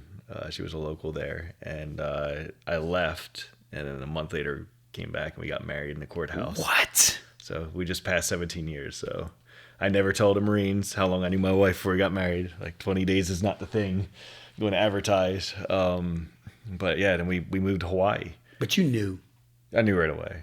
Yeah, like There's something magical about there's that. something that yeah, because we both got out of like long, really like 5-6 year relationships, and I was not trying to be tied down, and she definitely wasn't trying to be tied down to a PFC in the Marine Corps or anybody military. Growing up in Pensacola, she was not in the military, but we knew right away. It was wild, and we moved right away to Hawaii, and then I deployed 4 months later, and yeah. What does she do? She works. She's a certified medical assistant. She was just running a rehab, director of ops at a rehab, and then I shut down due to COVID. She was going to work at another rehab, but picked up a job doing running an office that does pain management. So it's her second time doing a pain management clinic, and she's like ops person, just manages workflows and stuff. So Right. But yeah, like right away moved to Hawaii, where neither of us knew anyone, and then I was gone. I deployed a few times out of there. Then we moved across the ocean to Maryland, and I did 3 deployments out of there. And then it was to Japan, where you're always coming and going, exercise cycle and all. And it was, crossing oceans every time. What base were you on in Japan? We were on Foster at that time. Yeah, I went out there on the 31st MEU and was out of Hanson at one time. But when we lived there, we lived on Foster. So we were really far away from family in Hawaii and Okinawa in the beginning. And her family is like, she grew up pretty poor, lots of drug and alcohol abuse in the family. So there was no real roots there, I've got a great family from New Jersey, the horrible state of New Jersey. But that was never going to be home, and I never really wanted to live in New Jersey. Always wanted out, and I don't know why, but Do you know why now? probably just not I don't like the cold. I'm a beach person. I like the South. I always felt comfortable around people in the South, so more friendly. I'm from the Northeast. I smile and say hi to everybody, and it doesn't resonate. Yeah. So Yeah. what we did was really we always told the kids home is Florida. That's what people from New Jersey do at some point. They become a Florida resident. I just did it sooner than later. So we always told the kids, like, that's your home, even though one was born in Pensacola, one was born in Okinawa, one was born in Hawaii, and one was born in Maryland, you know. So we got to try all the different naval hospitals and all. Military is one of those weird professions where when you take a vacation, you go home. Yeah. You know, you don't, you know, unless you really got your shit together and you go on a real vacation. But like, we were never that family. We always like went home for vacation. We did that too.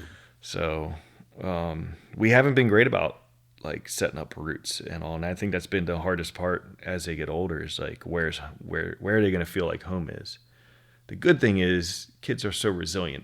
I lived in the same hometown. I went to the same K through 12 education system with the same people, you know. And I couldn't imagine moving. It would have devastated me.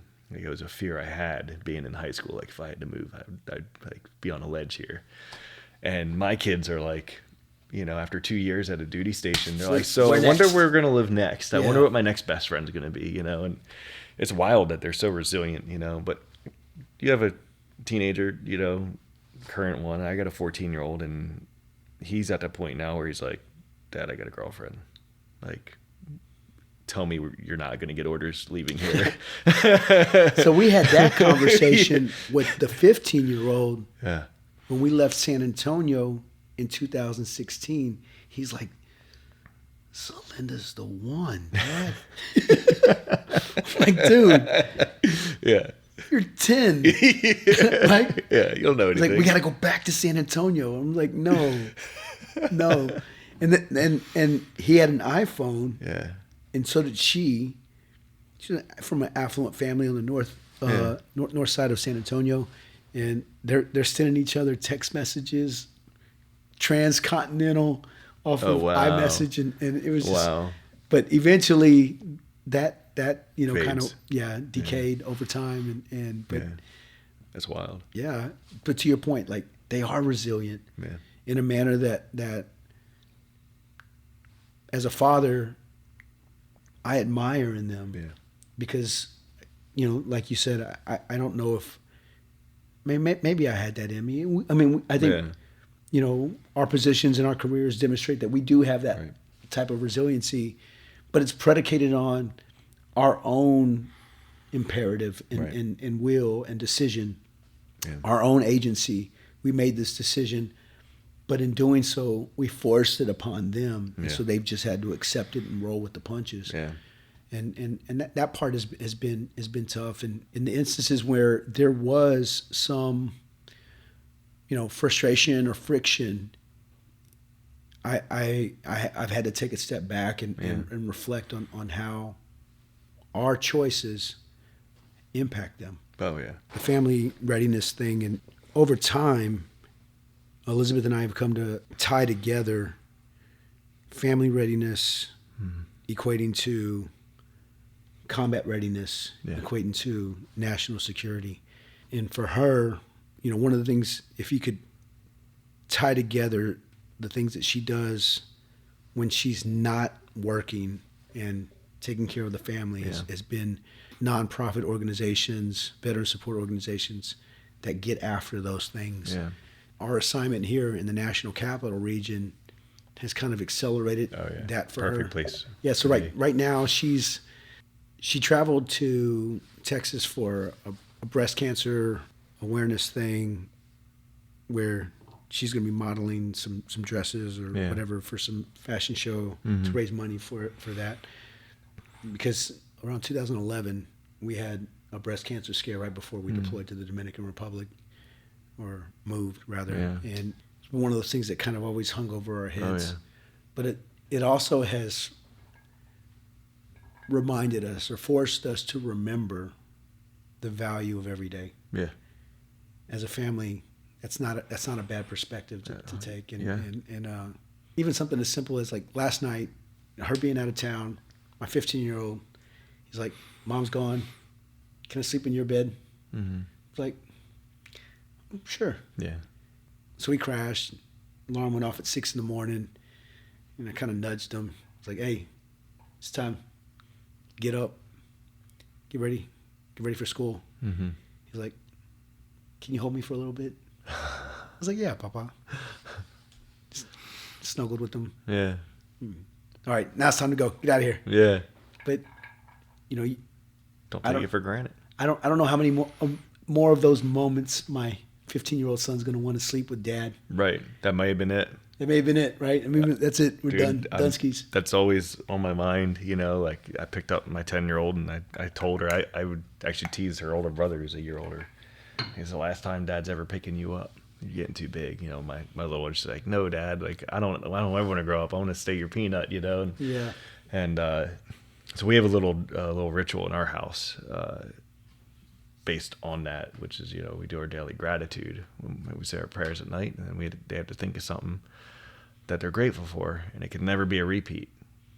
So now they're programmed. Ever? Wow. Right? I would be hard pressed to come up So with something the first new couple single- months is easy, roof Yeah. over my head, a toothbrush I don't have to share, Yeah. all this stuff.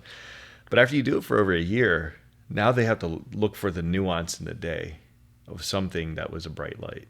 It could be a sunset. It could be that mom came home on time and that just made them feel good, but something small that they're always looking for the positive in a situation and not focused on the negative. And I think that's important to build that kind of optimism, in a family and in a kid, to have that perspective and appreciation for the present, your current moment in life, Yeah. And I mean, I find myself at work all the time. I'm an emotional human, and like just being in a formation, and I'm like looking at these young Marines. I'm like, some of these kids might be like future war fighters, like they're all standing here, like their peers are all jacking around in college or whatever, and they're standing here in a formation, like ready to train today and do whatever we tell them to do. And I get goosebumps, and I'm like, this, I don't have many formations left, like, Yeah. Especially at Radbin. I left Radbin. I'm like, I'm probably never going to be at a Radbin again, and I remember thinking about it, our last hike, our last run, and our last formation, and, try to just enjoy the moment of being there around the Marines and the feel, the smell, all the wet camis and stuff, and just like take it in and appreciate it. Because I feel like, we have a lot of friends that have retired recently, and it seems like, they say it went by in a flash, and they tell you like, enjoy it because it's done in an instant, And I listen to my elders, John Scoggins and people like that, and I don't take it for granted. Yeah. I want to revel in this and the daily experiences, the daily grind, the daily hardships, the things that frustrate me about Marines and the things that are great about Marines. Just take it all in, because at one point this book is going to close of active service, and I'm going to be on doing other things, and this will all just be memories. Yeah. So I try to enjoy every day. How have you transitioned from the battalion to the MiG? It's a MiG. It's a MiG catastrophe. MiG-tastrophe. No, MiGs are, honestly, Is it just an MHG? no. Identity crisis a bit. Yeah, we're trying to figure it out. What is operational. I was fortunate to come from Mar4 Cyber and being with JTF Aries.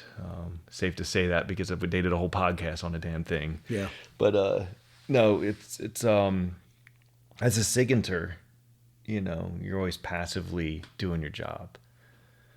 And when I was at Cybercom, where you have human authorities, you have combatant command IO authorities, I got to see how we got to interact with the environment. We got to stimulate the environment. We got to use other people's authorities, and then use SIGINT to find reflections and atmospherics and measures of effectiveness and all. And it's like, man, when you can get outside of the SIGINT authorities and be a part of the operational planning that stimulates the environment, there's a lot you can do. There's some real amazing ways a puzzle fits together. On top of that, like what we saw when we were countering ISIS, right? We say we were counting them in cyberspace, but that's not true. We were using it as like a platform for countering them in the information space. We saw a terror organization drive funding, foreign fighter flow, global support to their cause, using the information environment in a way that like modern media companies could only envy. They were masters of their craft of influence, in their space. They knew their audience. They knew how to get to people. They had, people in Europe having babies with them, and leaving our country, America, to go fight. I mean, wow. Like, how did they do this? I felt like the IC was baffled. How were they so keenly efficient in the information space? Al Qaeda in Yemen was still, AQAP was still putting out newspapers, and ISIS was, had all kinds of media proliferating. So I saw, like, as a Sigener, I saw what we did in the wars to support targeting, and raids and all that, and that was awesome. But to see how ISIS was able to weaponize and leverage the influence space, I was like, we need to figure that out, So I think that the MiG is an organization that is designed to compete in the information space and be able to challenge perceptions, shape narratives, allies, adversaries, people on the sidelines. I think that is like truly the key to deterrence, like kind of a national strategy, right? Yeah. I feel like there's no better way. Integrated deterrence. Yeah. Now, I mean, a Moab is, that sends a loud message too. I'm not saying kinetics don't have a role. Right. I mean, you send a message. I mean, if Putin uses a tactical nuke, that's information, right? He's sending a loud and clear message to NATO. How do we use the information space to send a message that we're a trusted ally, and to China that they don't want to take the gamble, or to Russia not to take a gamble on a NATO country. So I'm excited to be a part of an organization that is trying to figure out a new way of warfare. We're not just about building combat power, generating combat forces. We're trying to prevent conflict, or counter the adversary's narrative and beat them in the information environment. It's challenging, it's uncomfortable, it's different, I look back at what we were doing in OIF and OEF and the planning and all, and like information oftentimes was like an afterthought, And right now it's the leading thought for a lot of planners. So it's exciting. We got a big-headed, big-voiced Sean Nicol, with us. He's an awesome human. He's a convert. And he's, yeah. And I mean, he came and like took control. It's funny. We both got there like the same time, and like he found some seams and exploited them, and like I think it caused some hate among some of the majors that had been like banging their heads against the wall trying to solve some problems, and he just came in and was like influenced some big changes, and we got a new CO around the same time, and I think things kind of fell into place. But having him there is like reinforcing fires for each other. Obviously we're skewed towards liking SIGINT and appreciating what Intel does, right? But he's a divergent thinker, I think, and he gets outside of the box. That's what I refer to as a heretic. Yeah, and I like it. It's dirty. Disciple. Yeah, I like it. We have the good intent, right? We're trying to be effective, and we're hitting the I believe button on information and trying to figure out what right looks like. What am I gonna solve by digging my heels in and saying this is stupid? This is MHG. So how do you square the criticism when you hear that intelligence has been subjugated to information? Well, you see in org charts, they might put the ICC information, command center above all the other, functions of comm and intel and all, but it's not subordinate. I think it's a critical enabler. And I've said this for a long time, when I was doing some working groups at Mikhailov and Drew Kukor was there, doing his crazy thinking and all. And whiteboard and stuff. And I remember thinking, like, of all the IRCs, you know, like SIGINT is that key to being tailored, you know, and exact with your EA, with your cyber, with your MISO or middle deck messaging. Like, the only way for you to be surgical is with refined intelligence, you know, especially SIGINT. It plays a huge role, has overlaps with cyber, you know, cyber IO and electronic warfare. So I think that those alone are not that great. You know, Prowler was a 60,000 watt sledgehammer or whatever, but if you can be so specific that you use EA to shut down only certain devices and not affect others, like, that's powerful. Same thing with IO. You're only hitting, you know, certain targets. You're not blasting leaflets down into an AO. You know, I mean, that has a place, but I think that SIGINT and Intel in general really drives information. So I don't think it's like subjugated underneath information. I think it empowers SIGINT. It does.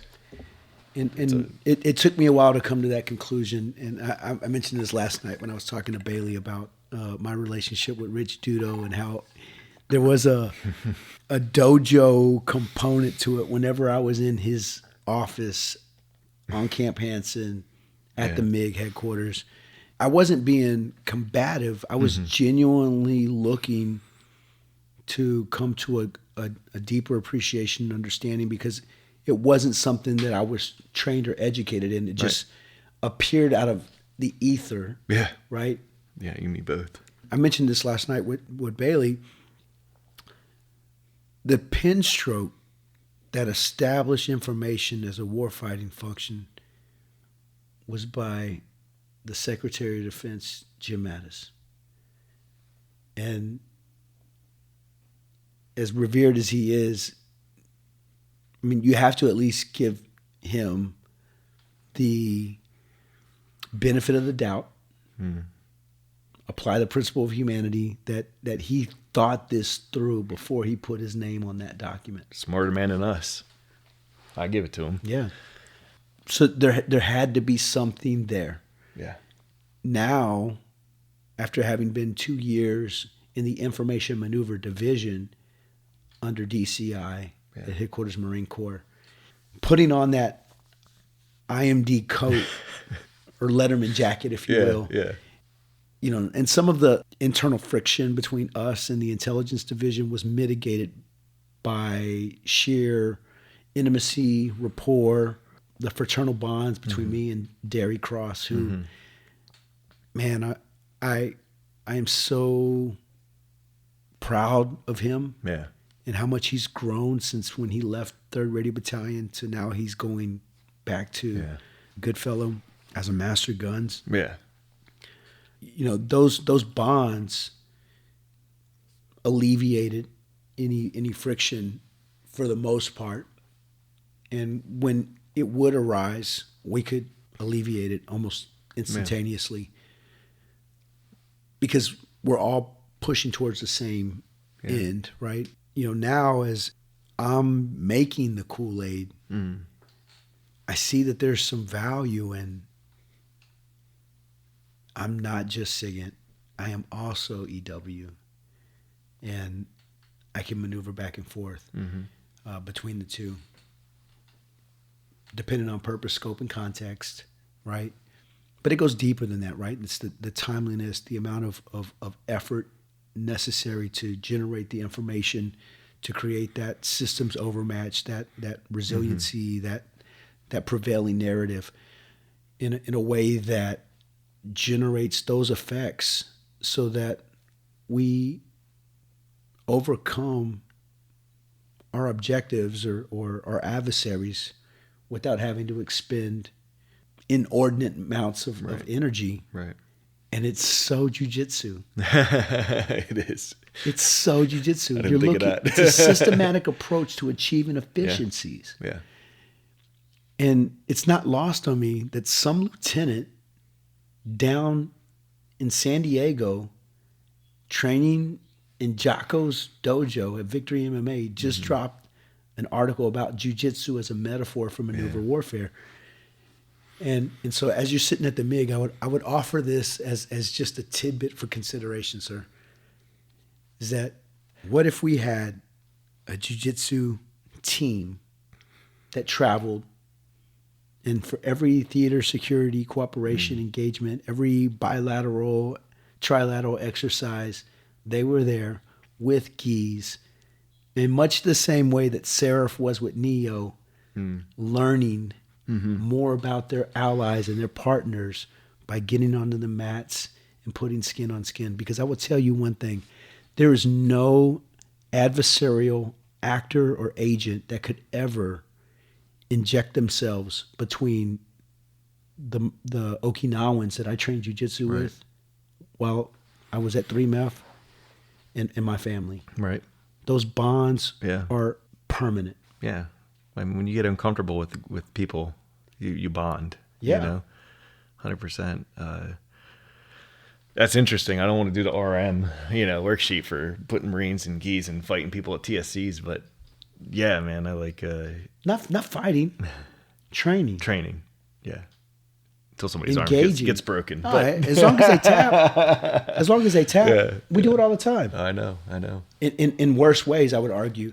I think that jiu-jitsu as a practice, as a even as a sport or as a martial art, is a more apt pursuit than MIC-MAP Yeah.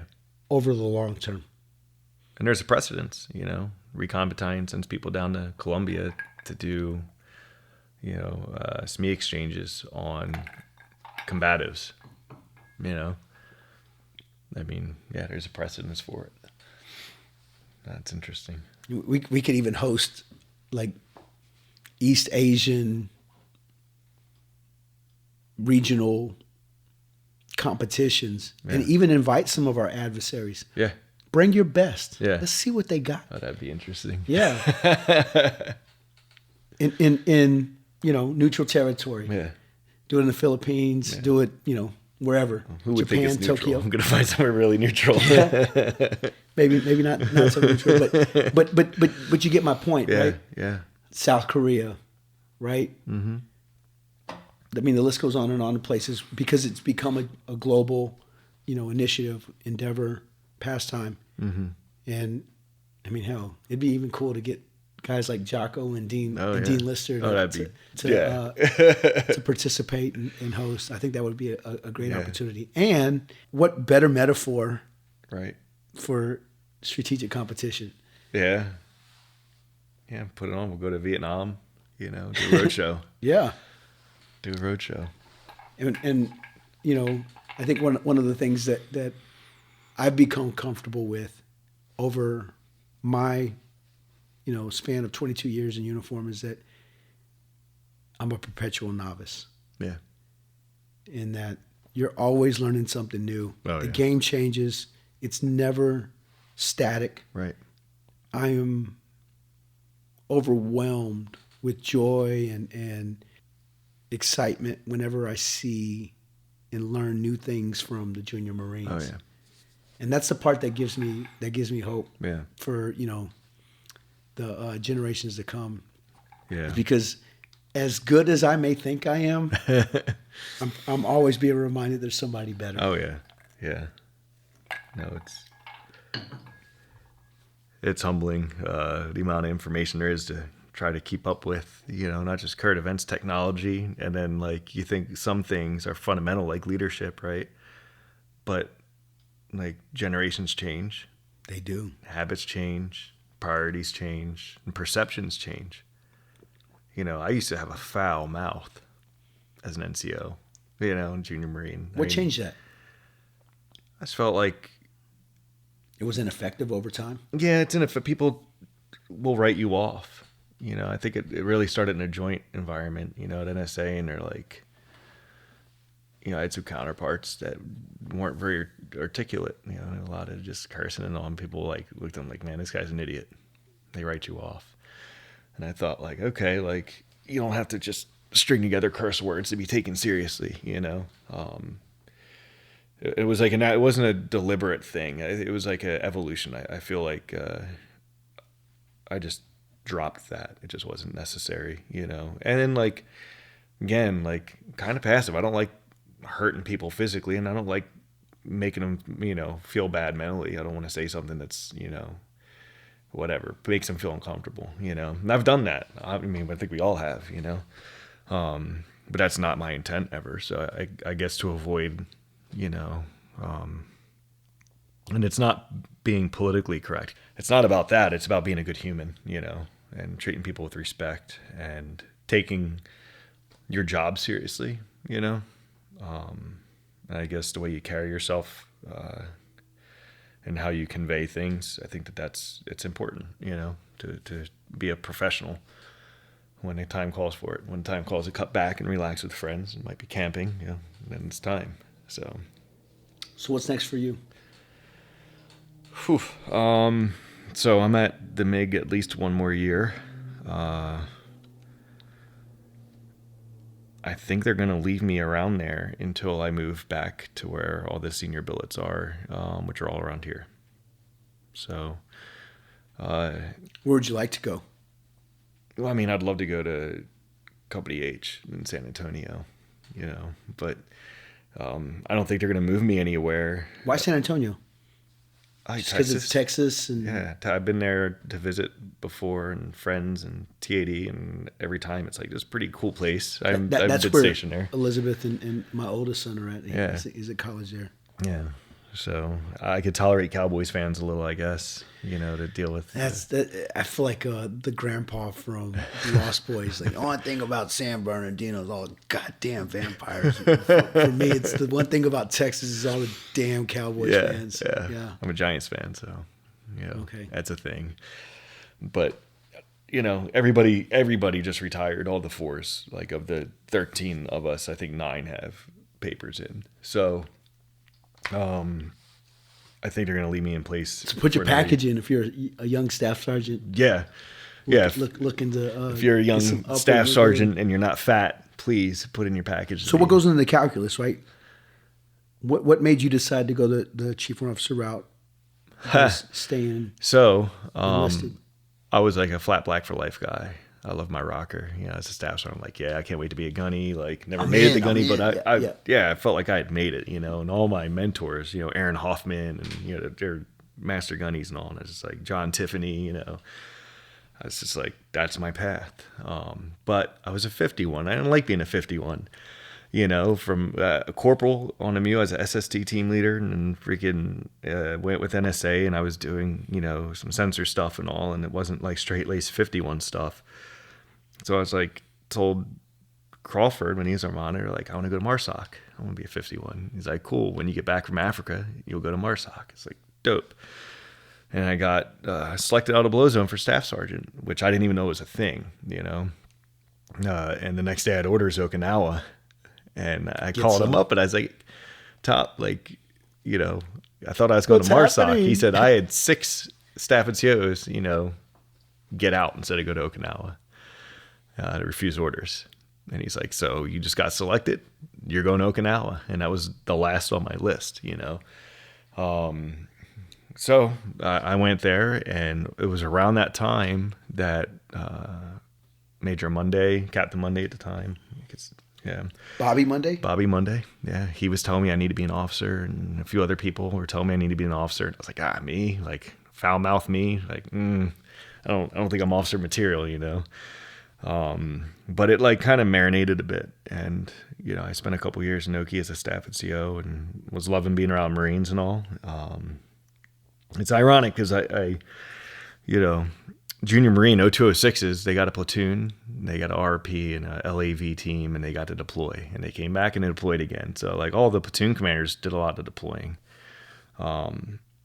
And for a while, like 0206s and 2600s were like one of the most deployed MOSs per capita, you know, it was in like the Marine Times and all.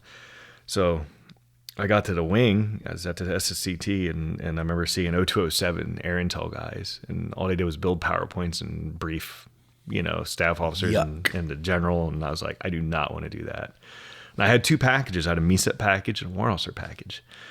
And I shredded the MESET package, like, because a Signer had come through and she was a 0207. I'm like, that's not me. So, you know, But that was before you understood how OSs were assigned for officers, right? Right. But all I knew is that one of my buddies who was a corporal, like, she became an officer. She put 0206 and they made her an 0207. And so I shredded that. And I was like, I'll be a warrant officer because at least I can stay SIGINT, you know. And granted, there was so much I didn't know about SIGINT. I'd been in for like 8.5 years, you know. And I didn't think I'd get selected, and I did. And I was like, oh, shit. Like, now I have to, like, learn all the things I didn't know. I was never an analyst, you know. And me either. Yeah. So I hit the books, and people say 51 shouldn't be warrant officers, and I could see that thinking, but I say neither should Spanish linguists. You know, who says that? I'm a Spanish linguist. I feel called out. Spanish linguists should never be 91s. I mean, why shouldn't a 51 be a warrant officer? So I've changed. Like I think there's nothing wrong with anybody from the OC field.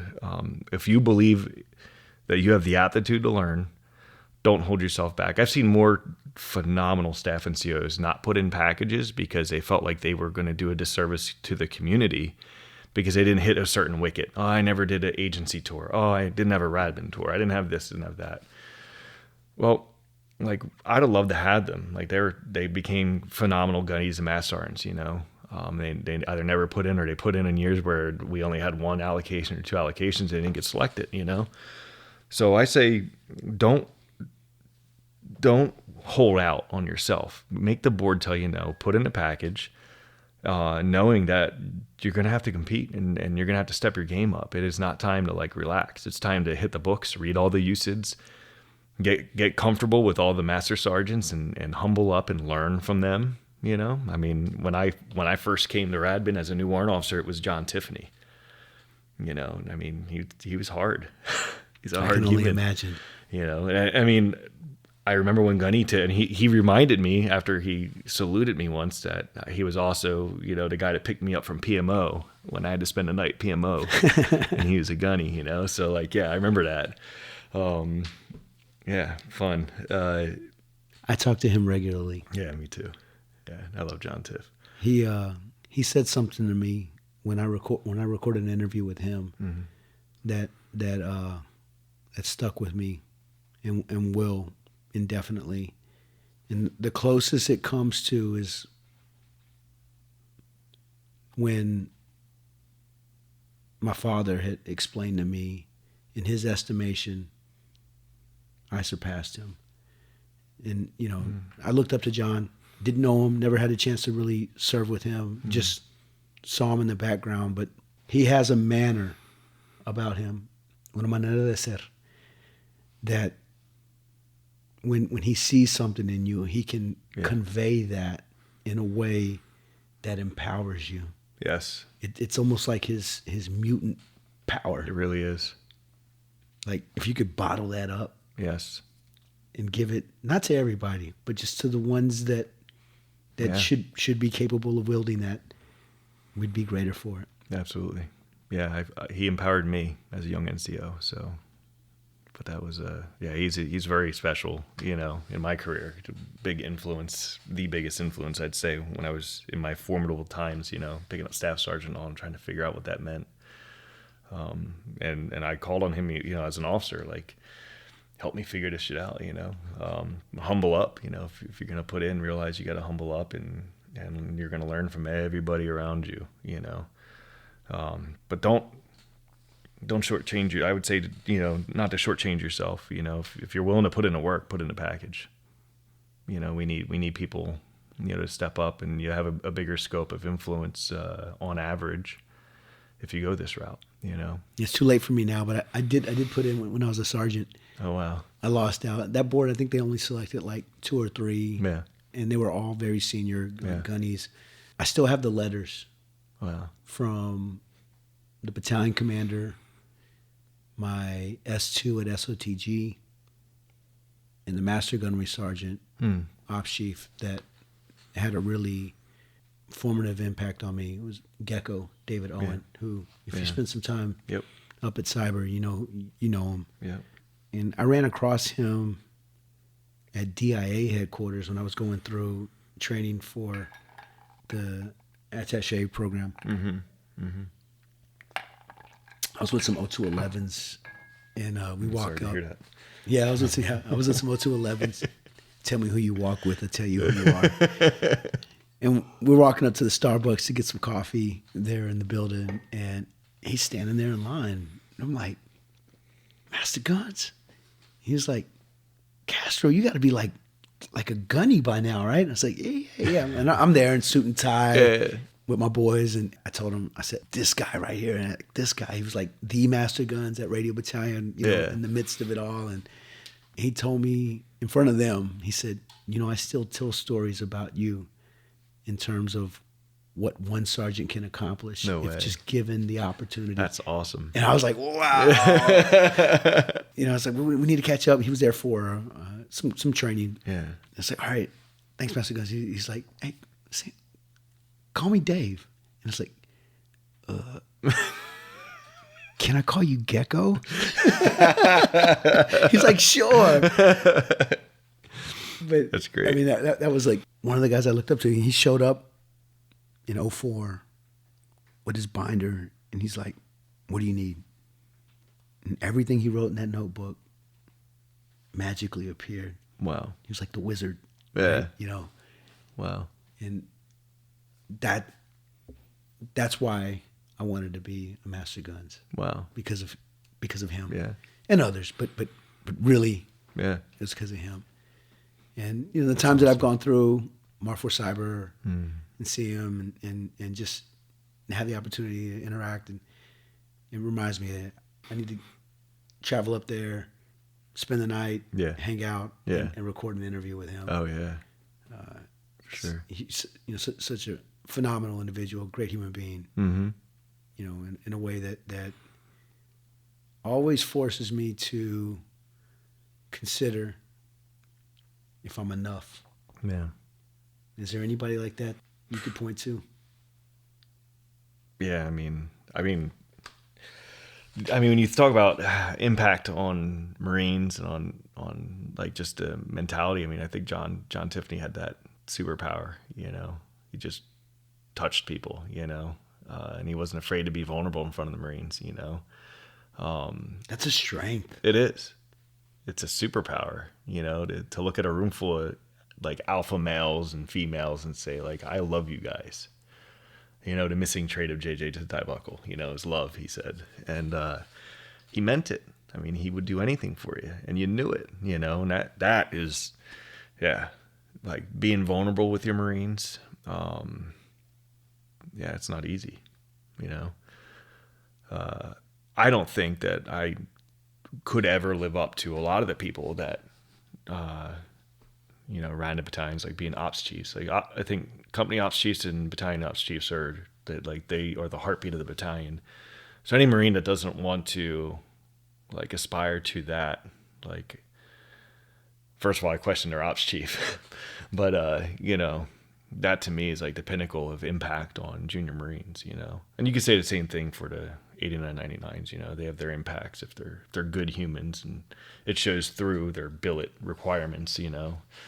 But on the 2691 side, like that is really like you get to have such an intimate impact on Marines, at their career, their trajectory of their career, their opportunities, you know, to excel, succeed, and move on to a duty station that they wanted or a school that they wanted.